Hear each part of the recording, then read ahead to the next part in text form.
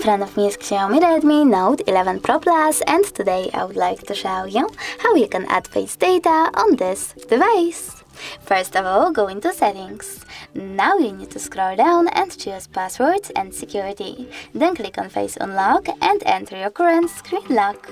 When you're ready, tap on start, wait 5 seconds and click on next in this attention pop-up. Then keep your face in frame and remember to follow all presented instructions.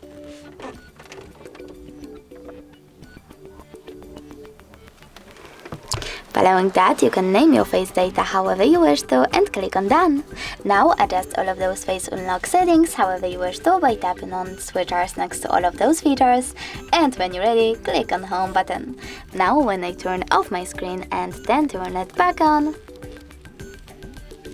I can see that face unlock is working, so all I need to do is swipe up to open my device. Thanks so much for watching. If you enjoyed this video, don't forget to leave a like, comment and subscribe. Bye!